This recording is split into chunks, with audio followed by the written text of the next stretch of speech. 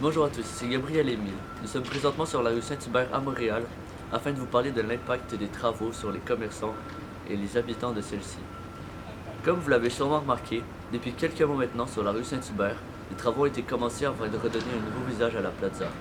Si vous n'étiez pas au courant, en effet, depuis août 2018, la ville de Montréal a décidé de commencer les travaux parce que la plaza se faisait vieille et avait besoin de renouvellement. En effet, la plaza comme on la connaissait il y a quelques mois avait été construite en 1984. À la fin des travaux, la plaza sera belle, mais pour l'instant, celle-ci est plus une nuisance pour les commerçants et les habitants de celle-ci. Pour les commerçants, le fait d'avoir totalement fermé la plaza aux automobiles, et que même pour s'y rendre à pied, cela reste compliqué, a grandement fait baisser les visites dans leurs magasins, et leurs revenus ont donc baissé d'en moyenne 30%. Les habitants qui vivent sur la plaza Saint-Hubert n'ont plus de stationnement sur la rue, et doivent aller stationner leur voiture plus loin.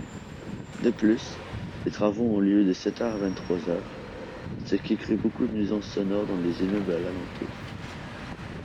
Les travaux devraient coûter 55 millions de dollars à la ville et devraient être terminés en 2021 s'il n'y a pas de complications. Je donne maintenant la parole à Émile qui vous parlera un peu plus des répercussions des travaux. Merci Gabriel. Comme mentionné plus tôt, la majorité des commerçants ont une baisse de revenus de 30%.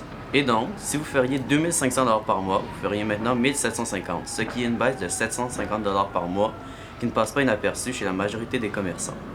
Même si la ville donne une aide financière de maximum 30 000 $ par mois qui est seulement accessible aux commerçants qui ont une baisse de 15% et plus, certains commerçants ne voient pas le bout du chemin et doivent fermer boutique. Aujourd'hui, près de 15% des locaux sont inoccupés sur la plaza, ce qui équivaut à 46 des 316 locaux disponibles et habituellement occupés. Je redonne maintenant la parole à Gabriel qui allait interviewer un commerçant. Donc déjà merci beaucoup d'avoir accepté de répondre à nos questions. Ça fait plaisir. Donc la première question, qu'avez-vous ressenti comme changement depuis le début des travaux? Pour être bien honnête avec notre boutique, à nous, on n'a pas senti grand changement parce qu'on est quand même assez unique comme boutique, fait que le monde vient quand même nous voir. Tu sais, c'est sûr qu'il y a un petit peu moins d'achalandage, puis les gens sont comme ils ont moins envie de venir sur la place de Saint-Hubert, mais pour nous, ça n'a pas changé grand-chose.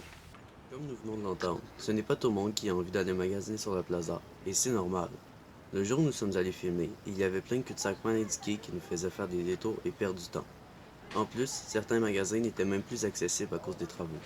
Avez-vous l'impression que les travaux vont avoir des impacts à long terme sur votre commerce? Sur le long terme, moi, je pense que oui. Quand on va avoir, tous les travaux vont être terminés, là, on a déjà eu la subvention de la ville pour faire une belle devanture, là, fait que quand le magasin va devenir encore plus beau, là, je pense que le monde va être encore plus attiré. Chaque commerçant se verra verser une subvention de plusieurs milliers de dollars, avec laquelle ils pourront rénover la façade de leur magasin et lui donner un nouveau visage. De plus, puisque la marquise sera beaucoup plus basse qu'à l'époque, ils pourront s'afficher en dessous et au-dessus. Pensez-vous que la rénovation de la plaza va contribuer à améliorer les revenus de votre commerce? Ça, c'est difficile à dire parce qu'avec ce qui planifie avec les travaux, c'est qu'ils enlèvent une grosse partie du stationnement. Fait que là, ça, c'est un gros problème avec les commerçants en ce moment. Je sais pas si ça va être bon, positif ou négatif. Fait que ça reste à voir. Dans les plans que la ville a déposés, ils ont décidé de relocaliser 50% des places de stationnement qui étaient sur la plaza Saint-Hubert dans les rues aux alentours. Il y aura donc beaucoup moins de places proches des magasins et il faudra marcher beaucoup plus longtemps. Maintenant, il faut juste espérer que ça n'ait pas un trop gros effet sur les revenus des commerçants. Vous en avez probablement déjà entendu parler dans les nouvelles. Il y a quelques mois, un homme est mort sur la plaza. Jean-Philippe Gaudreau, 36 ans, était tranquillement en train de marcher sur la plaza le 30 août en après-midi quand un débris de béton le frappa au plein milieu du front et causa des blessures auxquelles il succomba 3 jours plus tard. Les règles de sécurité élémentaires n'étaient pas appliquées sur le chantier ce jour-là. Par exemple, il n'y avait pas de barrière de sécurité entre les travailleurs et les passants, comme en témoignent des commerçants présents sur place.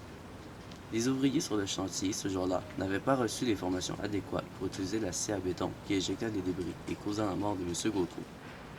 De plus, le matériel utilisé n'était pas en bon état. Par exemple, il manquait 8 dents à la lame utilisée pour couper le béton qui éjecta les débris et tua M. Gautreau. Quand l'inspecteur du travail, Pedro Barcena, arriva sur place, il ferma le chantier tout de suite, constatant qu'il n'était pas aux normes. C'était Gabriel et Émile, en direct de la Plaza Saint-Hubert. Bonne soirée et à la prochaine.